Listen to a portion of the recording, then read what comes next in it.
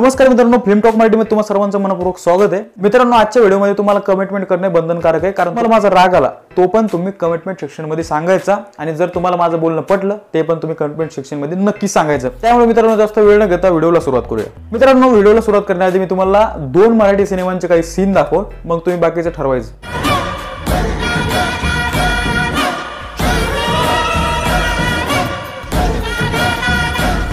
काही वेगळ्याच करून हलवायचं नाही। कशाला? ज्या मंदिरात मूर्तीच नाही ते मंदिर वाचवायचंच कशाला? चला चॅलेंज, 1 महिन्यात जर तुम्ही मूर्ती परत आणली तर मी मंदिर तर हलवणार नाहीच, पण सगळ्या गावासमोर तुमची माफी मागेल। आता तुम्हाला मी 2 मूवीचे सीन दाखवले, त्याच्यामध्ये पहिला होता अल्ल्याड पल्ल्याड, दुसरा आहे डंका हरिनामाचा। अल्ल्याड पल्ल्याड सिनेमा हा हिट झाला, सुपर हिट झाला, त्याचा सिक्वल पण येतोय। आणि डंका हरिनामाचा हा सिनेमा जो आहे ना, तो फ्लॉप ठरला होता। तरी देखील मी तुम्हाला सांगतो, मी मुद्दामून 2 सिनेमाचे ट्रेलर तुम्हाला दाखवले।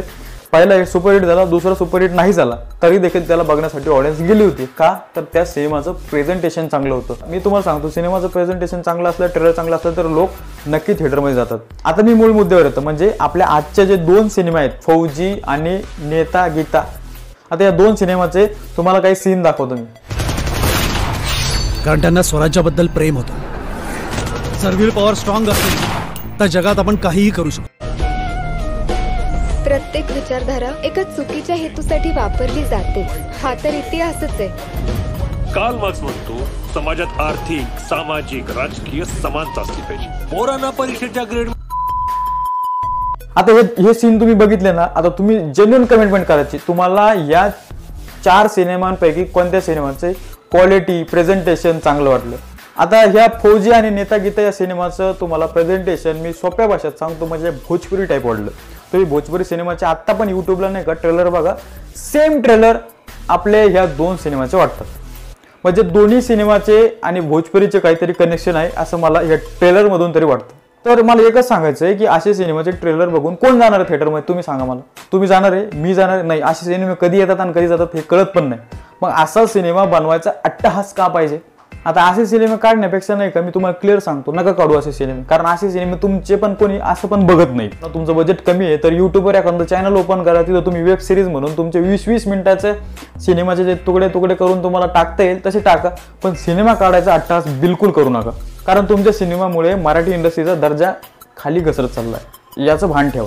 आता मी एवढं कडक का बोलतोय याच्या मागे पण कारण आहे। आता असे सिनेमे बनवायचे आणि परत मराठी ऑडियन्सच्या डोक्यावर हे सगळे सिनेमे मारून द्यायचे, म्हणजे कसं सांगायचं डायरेक्ट की बाबा आम्ही सिनेमा बनवला होता, पण मराठी ऑडियन्स आहे ना, त्यांना मराठी सिनेमा बघायला आवडतच नाही, ते मराठी सिनेमा बघायला थिएटरमध्ये येतच नाही। अरे भाऊ, तुमचं कॉन्टेंट कसं आहे, तुमची क्वालिटी काय आहे, तुम्ही बनवायले काय? आम्ही काही पण बघायला येणार का? फुकट आमचे पैसे का झाडाला लागलेले का तोडून लगे तुमचे सिनेमा बघायला यायचे? आता भरपूर लोकांचं म्हणणं हेच असतं की मराठी सिनेमा बघायला ऑडियन्स येत नाही। तुम्हाला मी सांगू का, अल्ल्याड पल्ल्याड कशामुळे हिट झाला? थिएटरमध्ये आलेच ना लोक। जुनं फर्निचर कशामुळे हिट झालं? लोक आलेच ना। नाच गो घुमा, बाई पण भारी देवा, घरात गणपती हे सिनेमा कशामुळे हिट झाले? लोक गेले बघायला म्हणूनच हिट झाले ना। तुम्ही असे थर्ड क्वालिटीचे सिनेमा बनवणार आणि वरून सांगणार की मराठी ऑडियन्स थिएटरमध्ये सिनेमा बघायला येत नाही, ही किती दुर्दैव आहे। स्वतःचं दुर्दैव आहे, आमचं नाहीये, तुमचं आहे। तुमचं तुम्ही काढू नका असे सिनेमे, मी क्लिअरली सांगायला लागलो।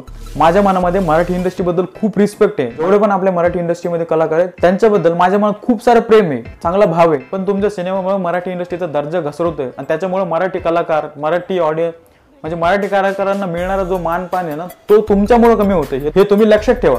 आता मी असं बोलतोय म्हणून काही लोक मला शिव्या घालतील, पण मी त्यांना क्लिअर सांगतो, मला पण माहिती आहे की सिनेमा बनवायला खूप मेहनत लागते। सिनेमा बनवायचा असेल तर खूप लोकांना एकत्रित करावं लागतं, खूप त्याच्या मागची मेहनत असते। पण मी तुम्हाला क्लिअरली सांगू का, तुम्ही एवढं मेहनत करून जर असं बनवणार असेल ना, तर आम्हाला नाही बघायचं आहे असं काही। आणि अजून खूप सारे ट्रेलर आहेत, मी फक्त तुम्हाला 2 उदाहरण म्हणून देतोय। आणि ते नेता गीता जो आहे ना, तर मला त्याच्याबद्दल एक सांगत होतं की त्याचं एक टीजर म्हणून आलता, एका पठ्ठ्यानं कमिटमेंट केली, मी तुम्हाला वाचून दाखवते, मी तुम्हाला ती वाचून दाखवतो। छान झालं, नवीन चेहरा भेटला मराठी इंडस्ट्रीला, नाहीतर आधीचे तेच चेहरे बघून आम्ही बोर झालो होतो। म्हणजे इतका कॉन्फिडन्स येतो कुठून?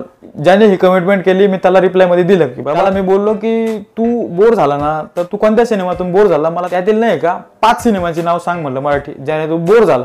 याच्यावर हसावं लागेल अशा कमिटमेंटवरती। मी तरी त्याला साध्या सुद्धा सरळ भाषेमध्ये बोललो, पण बाकीची जी मराठी ऑडियन्स आहे त्यांनी खूप तब्येतनी घेतलं होतं त्याला, त्याच्यामुळे भाऊने ती कमिटमेंट डिलीट केली त्या टीजर मधून।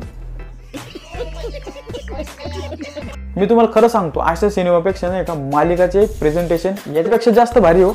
तुम्ही जर थिएटरमध्ये हे दोन्ही सिनेमा सांगतो, जर थिएटरमध्ये लागले ना, एक पण सिनेमा कधी आला आणि कधी गेला हे तुम्हाला कळणार पण नाही. आणि हेच सिनेमा नाही बरं का, या सिनेमांसारखे अनेक सिनेमे आहेत ज्याचे तुम्हाला यूट्यूबवर ट्रेलर बघायला मिळतील. तर मित्रांनो, तुम्हाला माझा राग आला असेल तर त्याबद्दल मी क्षमा मागतो.